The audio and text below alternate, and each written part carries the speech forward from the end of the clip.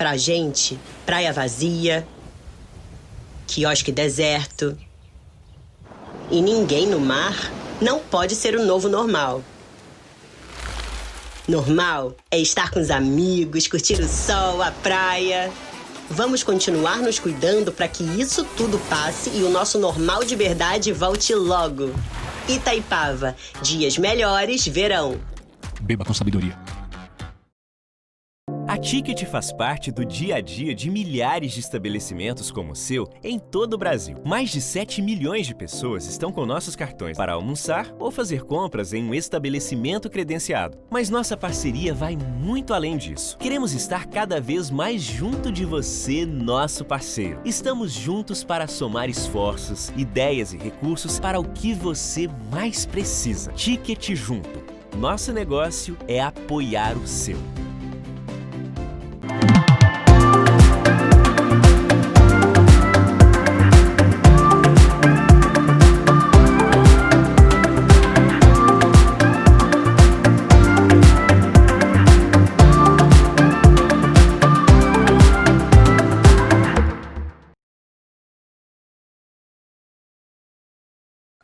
Olá, olá pessoal da Brasel, olá quem está nos assistindo, olá pessoal da Prazeres da Mesa. Eu sou Elias Tirano, chefe de cozinha há 16 anos. Sou um chefe suíço-carioca, nascido na Suíça, mas pelo meu sotaque dá para perceber que eu passei a maior parte da minha vida no Rio de Janeiro, capital. E hoje eu sou chefe de 5 restaurantes que têm sotaque francês, sotaque grego e sotaque italiano.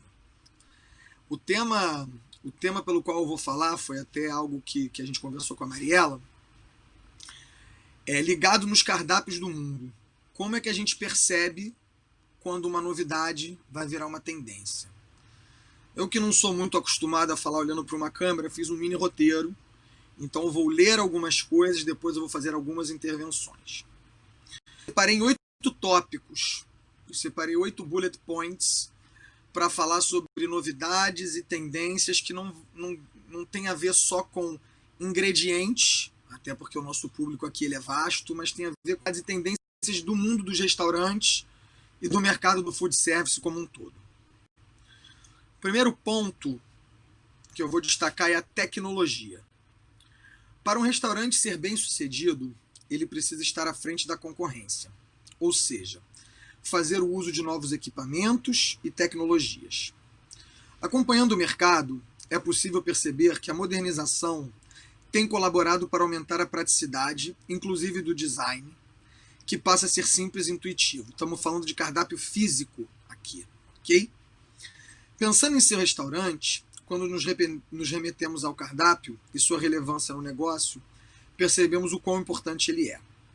É através dele que nossos produtos são vendidos. Se a gente parar para pensar, realmente o cardápio ele é o canal de venda por excelência.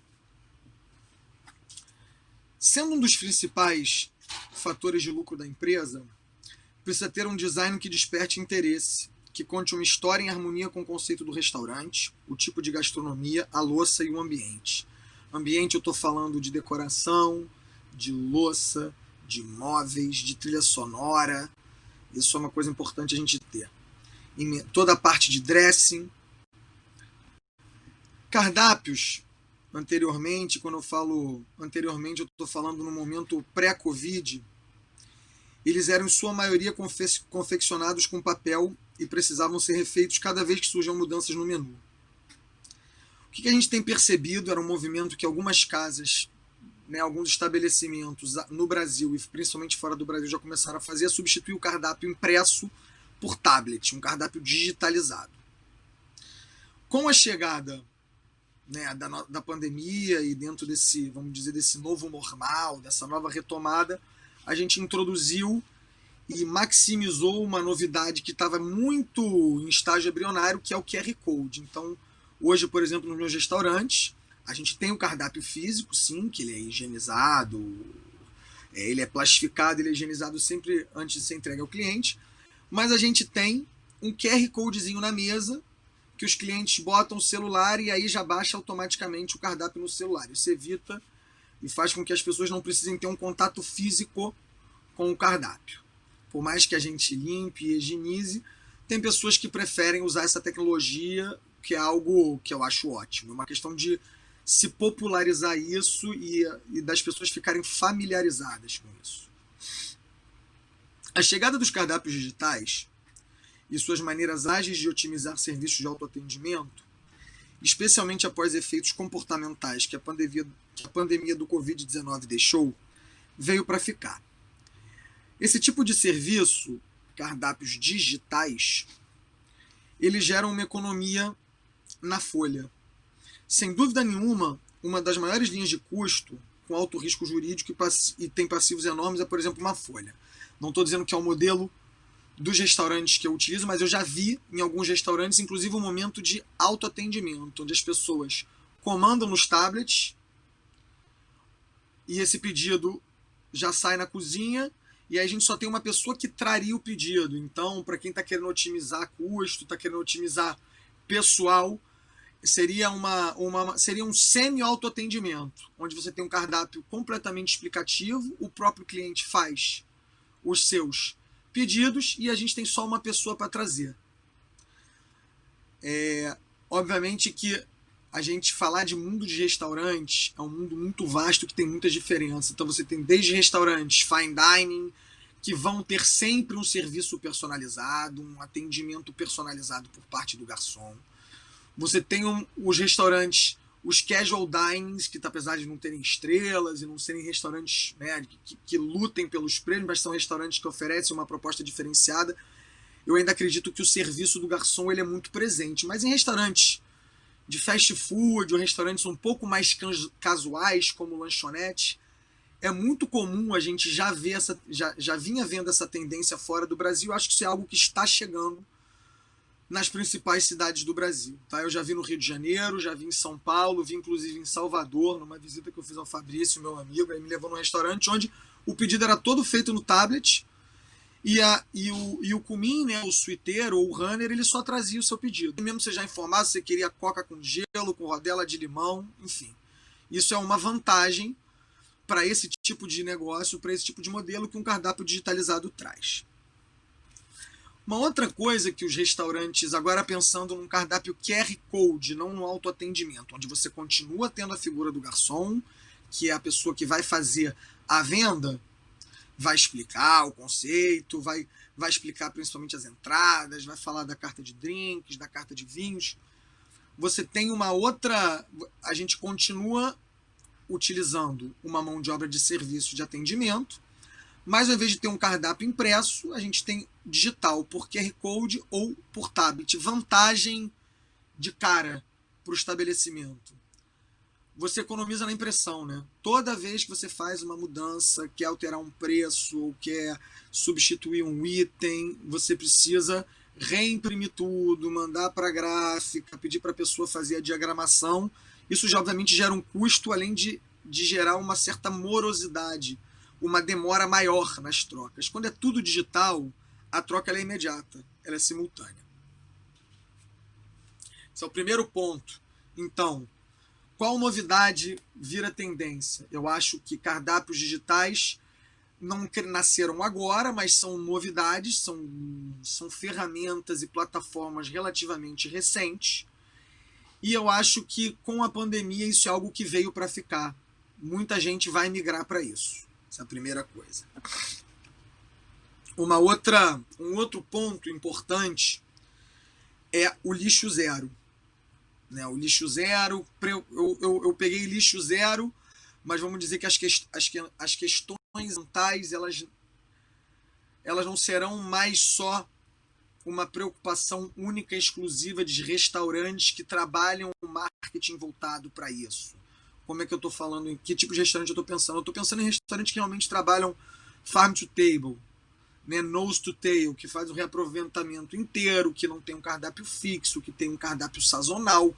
Esses são restaurantes que tradicionalmente, pelo modelo de cardápio, pelo conceito do restaurante, são restaurantes que já têm, pela sua própria essência, uma preocupação muito maior com uma sustentabilidade, com o lado ecológico, que inclui o lixo zero. Lixo zero. Infelizmente, ainda não chegamos num patamar suficientemente insuportável para a humanidade, que em sua maioria ainda não sentiu a necessidade de colaborar com o meio ambiente. O que eu estou querendo dizer? Ainda não é algo difundido, e aqui eu estou falando muito de Brasil. Você vai na Escandinávia, você vai, por exemplo, num país como a Dinamarca, onde aboliu agrotóxico. É um país, por exemplo, que aboliu os agrotóxicos. Você só tem uma agricultura ou orgânica ou muito próximo da orgânica. Isso quando você pensa em Brasil, ou até em Estados Unidos, que seria um país comparável pela sua dimensão continental, isso é algo muito... Isso é material de luxo, isso é uma preocupação de uma minoria, né? Eu acho que o que está acontecendo é que todo mundo sabe que o problema existe, mas como afeta muito sutilmente o cotidiano e o ser humano, ele tem uma estrutura psicológica que para ele mudar ele precisa sofrer as consequências na pele. Eu acho que o ser humano ele ainda não sofreu consequências suficientemente fortes e graves que exijam uma mudança de comportamento radical. E a preocupação com o meio ambiente é uma delas. Políticas de reciclagem, não só algo que parta do Estado, mas também da iniciativa privada, também dos empreendedores, também das pequenas comunidades e das cooperativas. Obviamente que sem uma ajuda e um estímulo da esfera pública, você acaba esbarrando, por exemplo, em fatores de custo. Pensei agora para restaurantes, para estabelecimentos comerciais. O que faz com que, às vezes, a gente acabe optando por algo mais agressivo. Mas isso é algo que está chegando muito próximo de virar uma nova cultura. Eu acho que a redução na produção de lixo é a maneira mais eficaz e imediata que todo mundo pode ter para tentar amortizar o impacto negativo que viver causa ao meio ambiente. Não adianta, somos muitos, com hábitos de consumo muito grandes, então é óbvio que a gente traz uma conta para o planeta Terra, principalmente numa economia que é toda, em sua maioria, pautada pela queima de combustíveis fósseis, a indústria do plástico, que é uma praga. Então a gente não tem muito como fugir disso. Mas eu acho que é aquela coisa, né? Se você pensa global e age local e cada um fizer a sua parte, a gente consegue amortizar, a gente consegue resolver o problema, mas a gente consegue amortizar. Não sou um ecologista, não sou um especialista no assunto, mas tenho a convicção, com base na experiência que eu pratiquei dentro da minha casa, que eu passei a ter pequenos hábitos que realmente eu percebi que a minha produção de lixo ela diminuiu muito. Eu acho que como é que um estabelecimento comercial e um restaurante pode diminuir a produção de lixo? Que é uma novidade e tomara que vire uma tendência. Eu acho que o primeiro ponto, principalmente a pandemia e a explosão dos deliveries, a embalagem. A gente passou a ter uma produção de lixo, de embalagens descartáveis enorme, né? Então eu acho que o setor de delivery, que é algo que já vinha numa crescente, com a pandemia ele deu uma barrigada para cima, o gráfico deu uma subida. Então eu acho que escolha da embalagem é uma primeira atitude, buscar embalagem biodegradável. Às vezes ela não é tão bonita assim, mas se existir uma demanda muito grande por uma embalagem biodegradável, eu tenho certeza que talvez fábricas ou empreendimentos que tradicionalmente investem sua inteligência e sua energia em produzir embalagens de plástico bonitas, talvez migrem o seu olhar, os seus esforços para ter embalagens biodegradáveis bonitas também, que atendam não só o lado, vamos dizer assim, o lado politicamente correto, né, o lado do equilíbrio ambiental, mas também o lado estético, que é uma preocupação. Uma outra maneira de se desper de ter lixo zero é você tentar explorar ao máximo. Eu sei que não são todos os cardápios e conceitos de restaurante que podem fazer assim, mas que trabalhem com produtos mais sazonais. Por quê? Porque o produto sazonal ele está na sua glória, no seu auge. Então você vai consumir ele no melhor. Consumindo ele no melhor, é muito pouco provável que você tenha que descartar partes que não estão tão boas ou que já não estejam tão frescas, que isso acaba virando lixo. É um lixo biodegradável, mas não deixa de ser lixo. E num país onde a gente tem gente que morre de fome, num mundo de gente que morre de fome, além de ser ruim ambientalmente, é imoral socialmente.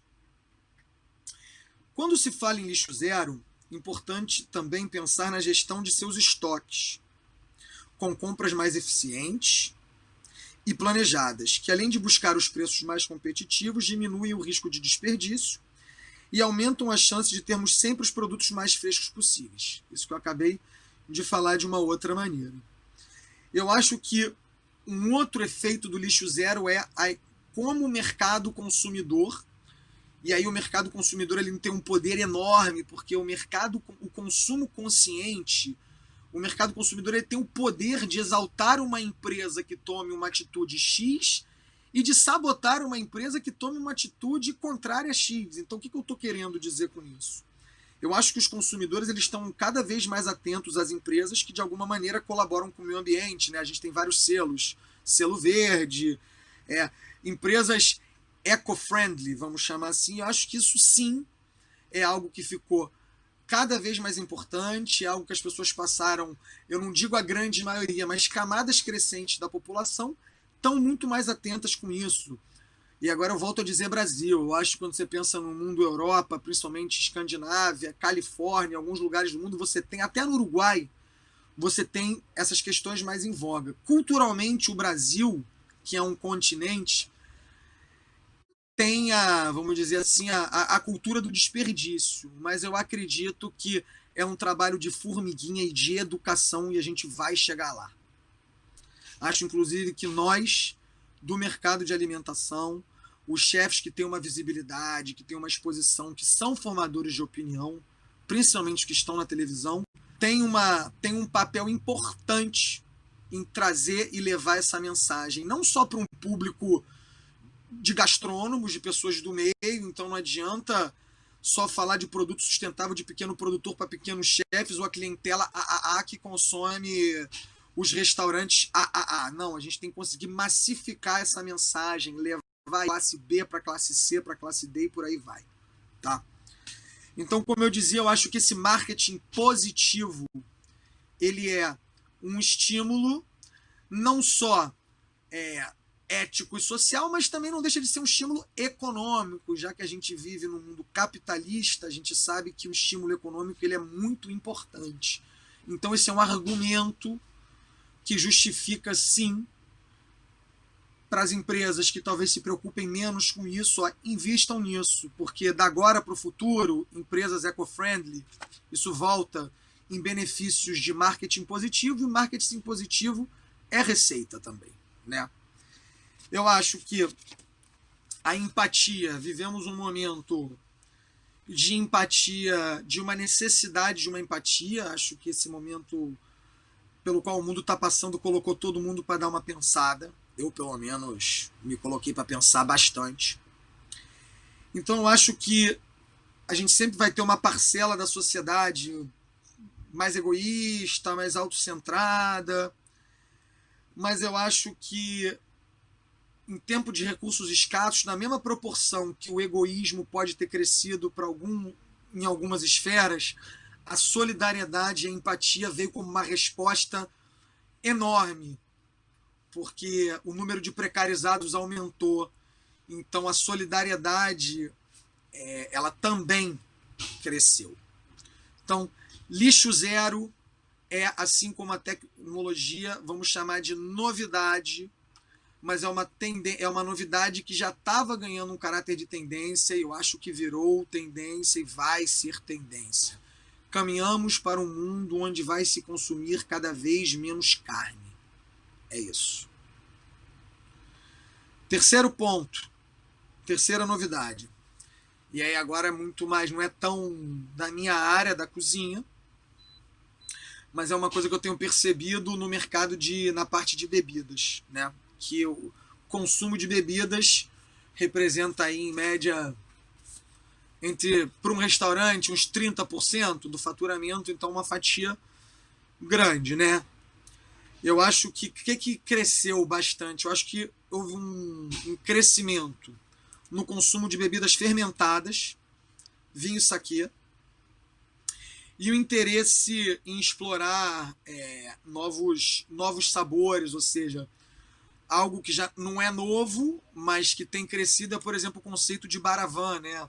onde você pode... Seria um bar de vinhos, onde você pode pagar um preço e fazer uma degustação de várias taças de vinho. Acho que isso para o público bebedor de vinho é algo bastante atrativo. Em vez de você beber uma garrafa, com todas as tecnologias Vacovan e umas tecnologias que você tem, as Enomatiques, de fazer com que as pessoas possam provar vários vinhos à venda de taças. Isso acho que é algo que despertou uma curiosidade, então isso é uma mudança no perfil de consumo de vinho. Pensando em bebidas não alcoólicas, a kombucha, né? Até 5, 6 anos atrás não se sabia o que era kombucha, né? Kombucha é uma bebida probiótica fermentada, né? Que você tem bactérias e leveduras que fazem bem para a digestão e que trazem benefícios para o sistema imunológico e principalmente para a regulação de flora intestinal. Acho que existe sim uma preocupação maior com a saúde. Então, kombucha acho que é uma novidade de ingrediente do ramo das bebidas que já virou tendência e vai seguir virando tendência. Então você tem vários chefs fazendo sua própria kombucha, você tem linhas inteiras de kombucha já sendo vendidas nos supermercados e lojas de conveniência. Então acho que a kombucha é uma novidade que veio para ficar.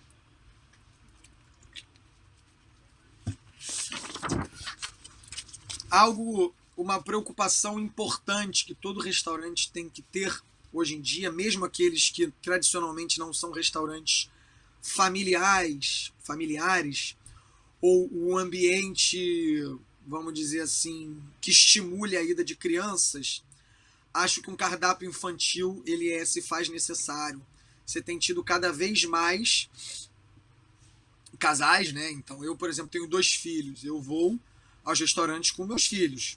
Não todos, mas ter um cardápio infantil que saia do bife com a batata frita ou do peitinho de frango com um macarrãozinho é bacana. Eu acho que acho que as crianças elas estão cada vez mais interessadas. Eu acho que a internet hoje, isso tenho certeza, a internet é um mundo de possibilidades. Você tem uma oferta enorme de produtos e de serviços e de programas onde a gastronomia ela é o ator principal. Então, crianças cada vez mais cedo estão tendo acesso à gastronomia. Então, é muito comum, por exemplo, a minha filha mais velha, que tem 5 anos, adora sushi. Algo que quando eu tinha 5 anos era inimaginável comer. Fui comer sushi, comida japonesa, com 12, 13 anos, né? Então, acho que cardápios infantis que tenham uma atenção ao valor nutricional e que sejam, inclusive, adaptações, de repente, de pratos do próprio cardápio, talvez com menos sal, com menos pimenta, com um pouco menos de molho. Acho que isso é um atrativo bacana, né? Não só o cardápio, mas a capacidade e a gentileza de fazer com que pais e mães que não têm com quem deixar os seus filhos pequenos e eles tão pouco podem ficar sozinhos em casa, se preocupem como receber a criança. Eu muitas vezes quando eu tenho que sair para jantar ou para almoçar, eu acabo escolhendo algum lugar onde eu possa levar meus filhos. Então isso é importante. Eu acho que é vamos chamar de novidade, que virou tendência. Então falamos em tecnologia, lixo zero, meio ambiente, agora estamos falando em cardápio infantil. Quarta, aí já é uma novidade que virou tendência, mas que ainda não é difundido. A repetir, isso é muito mais difundido em restaurantes japoneses e restaurantes, vamos dizer assim, de um estándar mais alto, que são as cozinhas visíveis. Cozinhas visíveis. Não é uma tendência de hoje, mas acredito que cada vez mais presente. O mercado consumidor quer saber não apenas a procedência do alimento que está consumindo, a estação do ano que está disponível, mas também e principalmente quem está preparando. Por que eu usei o exemplo de restaurante japonês? Porque o sushi bar ele é sempre à mostra, né? Além de ser uma comida muito bonita do ponto de vista estético, além de ser uma cozinha essencialmente fria, o que não gera fumaça e calor dentro do salão, é algo que é um objeto de desejo, né? Eu, particular, eu adoro ir num restaurante japonês sozinho, sentar no balcão e ficar observando os sushimens e os chefes sushimens trabalhando. Então acho que a cozinha visível ela é uma novidade que cada vez mais vai se sedimentar como uma regra. Nos estabelecimentos que oferecem um design de interiores com a cozinha aberta, os clientes sentem-se mais próximos da experiência da cozinha profissional, podendo observar o time em ação, bem como acompanhar a produção do seu pedido. É uma experiência muito valorizada por alguns grupos de clientes. Do ponto de vista de um cozinheiro, né, porque eu sou chefe depois de muitos anos, chefe não é profissão, chefe é cargo, né, a profissão é cozinheiro. Do ponto de vista de um cozinheiro, você humaniza a profissão, né? Tradicionalmente a cozinha era meio que a senzala. Atrás daquelas paredes, Deus que me livre o que acontece, a gente nunca sabe. Então acho que abrir uma cozinha, trazer o cozinheiro e a cozinha para dentro do salão, para a área onde os clientes estão, que era uma área que tradicionalmente era reservada só para equipe de serviço, você humaniza a área que é o coração, né? Vamos dizer assim, qual é o coração de um restaurante? O serviço ele é muito importante, o ambiente ele é muito importante. Mas quem vai no restaurante vai em primeiro lugar para comer. Pode beber vinho ou não, pode comer entrada e sobremesa ou não, mas com certeza um prato, pelo menos uma água ele vai tomar. Então vamos dizer que a comida seria a primeira, o núcleo central, né? Seria o magma. Se a gente pensasse que o restaurante é a terra, seria o centro da terra. Então você precisa trazer essas pessoas e esse mundo para o meio do salão. Você faz com que a cozinha e as próprias instalações se obriguem a estarem triplicamente, 3 vezes mais preocupadas com a limpeza, com o conserto de equipamentos. A cozinha também passa a ser um lugar que não é só uma fábrica de produção. Ela também é uma vitrine de design, ela vende produto, ela vende design, ela vende lifestyle. Então, eu acredito que sim, cozinhas abertas fazem com que o produto e a performance melhorem. E o produto e a performance melhorando, você tem 2 ganhos. Primeiro ganho, cliente. Segundo ganho, a empresa, a gestão e o controle. Então acho que sim, cozinhas abertas, sempre que for possível, sim. Não precisa ser completamente aberta, mas acho importante que pelo menos o passe, que as pessoas vejam quem está ali. A área de lavagem é uma área mais esquisita, bota um biombo, mas eu acho que realmente cozinha aberta é muito legal, é muito importante para a gente humanizar, inclusive, a profissão de cozinheiro, que quem é cozinheiro sabe que não é uma profissão fácil. Então falamos, sempre retomando, é uma maneira de refrescar a memória, de tecnologia, de lixo zero, de cardápio infantil e de cozinhas abertas. Vamos para o 5º ponto, que dialoga com o segundo, que é o lixo zero, mas que é diferente, que são as opções vegetarianas, né? Eu acho que o consumo, eu tenho certeza, analisando dados de consumo, que o número de vegetarianos, não estou falando de veganos, mas veganos também, cresceu. Eu, quando comecei na minha profissão há 16 anos atrás, a primeira vez que eu entrei numa cozinha profissional foi em Londres. E já era, 16 anos atrás, sempre tinha uma opção vegetariana e uma opção vegana. Seja num menu fechado que a gente fazia para um grupo, para uma mesa específica, seja no cardápio sazonal do restaurante mesmo. Então, acho que agora no Brasil você tem restaurantes vegetarianos, você tem restaurantes veganos, mas mesmo os restaurantes como os meus, que são para públicos onívoros, tem uma preocupação hoje de ter pelo menos 1 ou 2 entradas, pelo menos 1 ou 2 pratos e pelo menos uma sobremesa que sejam vegetarianos ou veganos. Então eu acho que os estudos, aí você me perguntar por que você acha que o consumo da carne tem diminuído. Primeiro que estudos sobre o consumo excessivo de carne, principalmente a vermelha, mostram os efeitos negativos que trazem não só para o nosso organismo, como o impacto ambiental. O impacto ambiental do agronegócio, importante, eu não estou aqui fazendo campanha contra o agronegócio, tá? Não sou irresponsável e muito menos lunático. Mas um modelo de monocultura, um modelo de hiperexploração do agronegócio é muito nocivo. É nocivo para a terra, é nocivo para a renovação das culturas, é a renovação para o que vai sobrar do futuro. O consumo de água para você por cabeça de boi é enorme, ou seja, é muito caro para o meio ambiente ter uma alimentação pautada essencialmente sobre o consumo de carne, principalmente com o número de habitantes que a gente tem hoje. Então, por que se come menos carne? Primeiro, porque faz excesso de carne não faz tão bem para a saúde, excesso de carne definitivamente não faz bem para o meio ambiente, e terceiro, excesso de carne faz mal para o bolso. Então a gente passa nesse momento por uma recessão econômica. O mundo que a gente vive, eu não estou falando só para a minha clientela, ou para quem está nos assistindo, que é o público que frequenta restaurantes, a gente tem que pensar também nos povos que vivem no interior do Brasil, em regiões secas, no Agreste, no Sertão, povos que vivem em terras arrasadas na África, no Oriente Médio.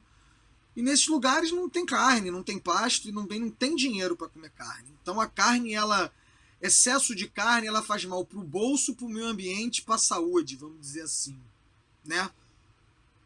Então acho que sim, as opções vegetarianas dentro do cardápio, vamos chamar que são novidades que viraram tendências e vão virar cada vez mais tendências. Elia, você é o quê? Isso é uma convicção. Certeza eu não tenho, o tempo dirá, mas é uma convicção. Olhando agora para algo mais, para novidades, aí não é propriamente uma novidade, mas são coisas que a gente tem que observar para a gente estar sempre reciclando o nosso negócio, né? Porque o negócio que não se recicla, ele deixa de crescer. E quem deixa de crescer, automaticamente já está começando a morrer, né? Então, porque a inflação ela existe, a taxa de depreciação ela existe, então se você ficar no mesmo patamar durante dois anos, você já está decrescendo, porque o custo de vida ele aumenta, ele não diminui. Então, assim, um ponto muito importante, que é o sexto ponto, é a análise de comportamento.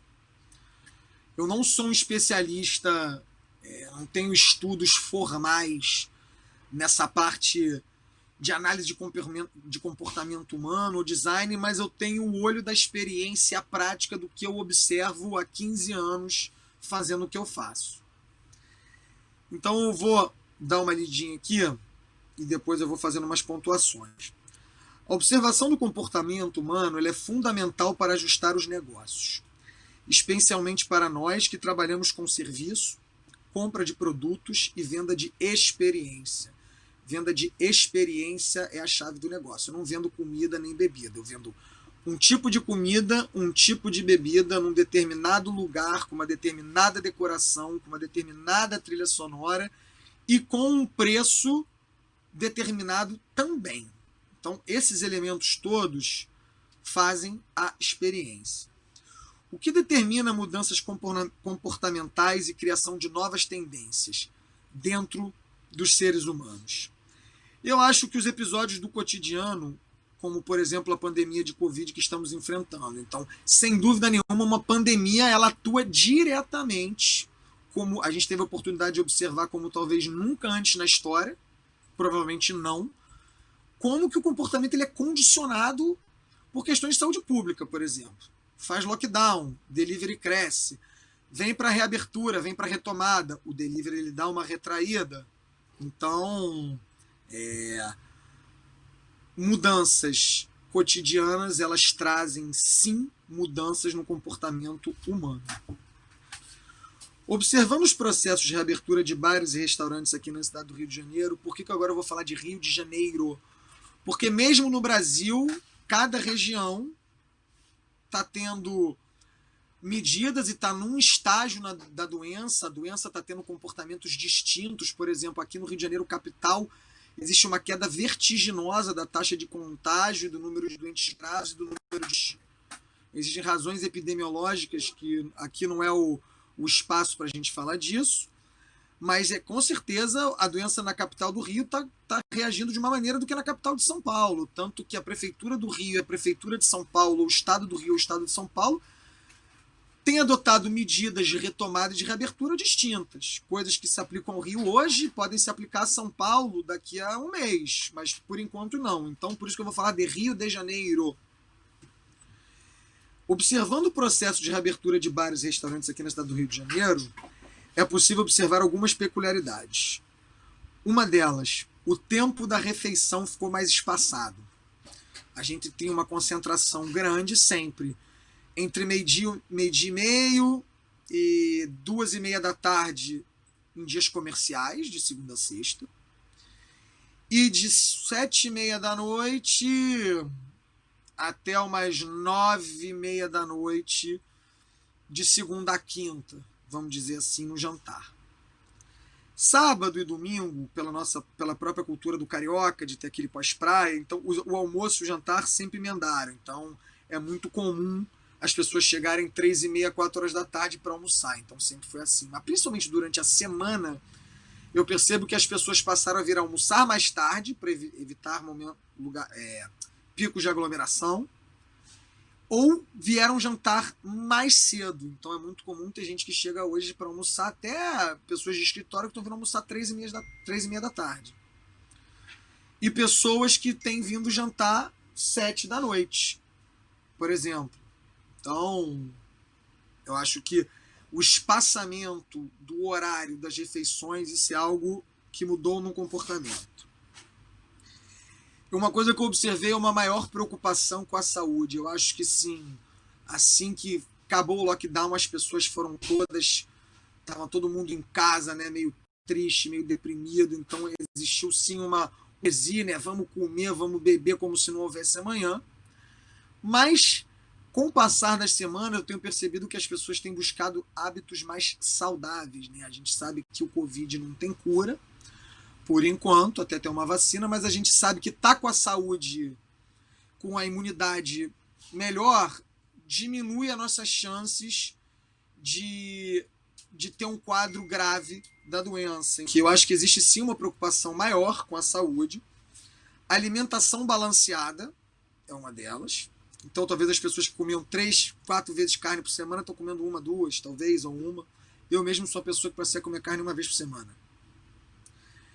Eu acho que o equilíbrio do tempo, trabalho, vamos colocar aqui esporte, mas não necessariamente esporte, pode ser uma terapia, algo que te faça bem, vamos colocar saúde, que não necessariamente é um exercício físico, mas pode ser uma acupuntura, ou uma psicanálise. Então eu acho que as pessoas foram obrigadas a olhar para dentro, né? Foram obrigadas a dar uma ressignificada no essencial. Então a preocupação com a saúde, ela afetou o comportamento humano. Então as pessoas, elas comem melhor, elas se preocupam em ter mais tempo para equilibrar as suas energias com uma atividade física, com algo, com uma cura, uma terapia psicológica, vamos chamar assim.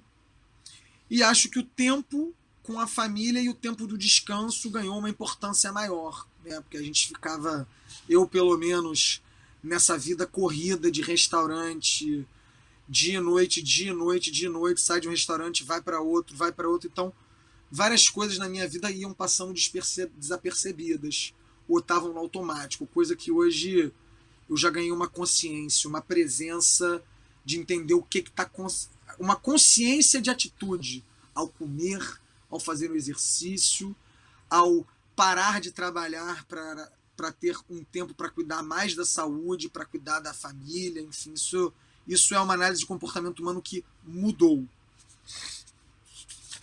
Eu acho que a dimensão tempo, né, como diria, né, Gil Caetano, tempo, a dimensão tempo, ela ganhou um outro significado para todos nós. Então, não digo para todos, mas para mim, pessoalmente, e para pessoas muito próximas com as quais eu tenho conversado, colaboradores, parceiros de trabalho, familiares, amigos, desde altos executivos do mundo corporativo, do mercado financeiro, até pessoas que têm um trabalho mais de segunda a sexta, mais tranquilos. Essas pessoas passaram a olhar para o tempo de uma maneira diferente. O último ponto é o efeito Covid. Que efeitos a pandemia deixou em nossas vidas? E aí é uma provocação, uma reflexão que eu quero deixar para vocês. Quais movimentos sociais surgiram? Acredito que até o surgimento da vacina viveremos assumindo riscos calculados, em função das necessidades e obrigações de cada um. Eu, por exemplo, que sou do mercado de restaurantes, tive que quebrar minha quarentena logo no começo. Obviamente que eu tomo os cuidados necessários, mas eu não estou no isolamento social. Eu observo um crescente movimento do Fugere Urbem, né? O Fugere Urbem é fujam das cidades, né?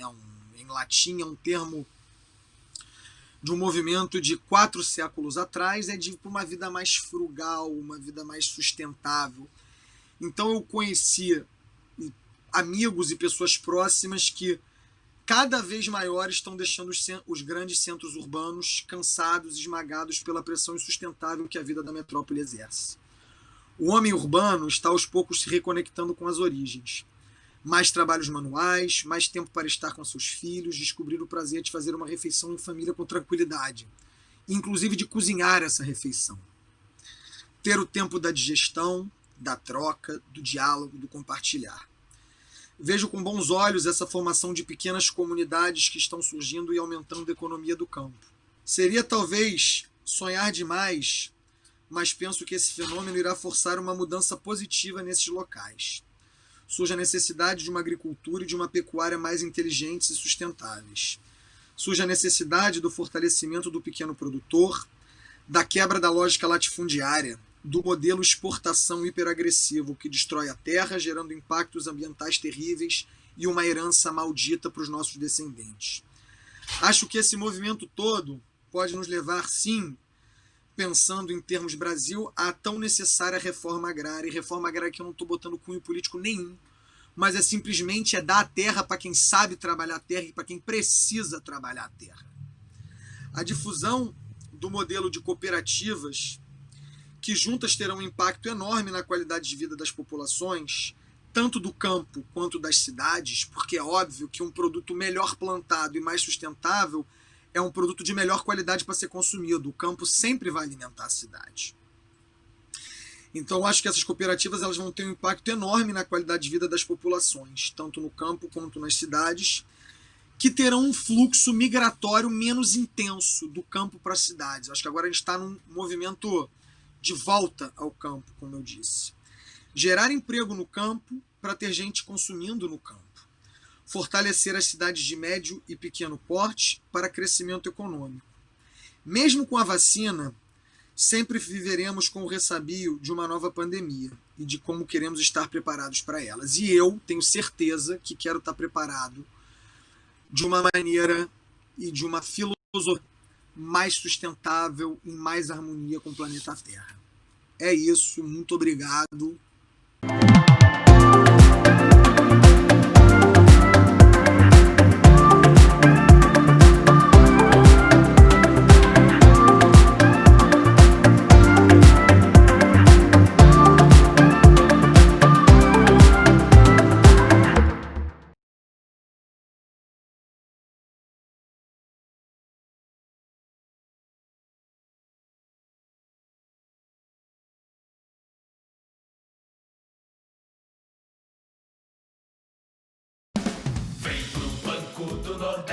Aqui a gente faz, realmente acontece. Uma parceria que você pode contar. Estamos aqui pra te ajudar a solucionar. Seja pra expandir, seja pra estudar, seja pra crescer, seja do que você quiser.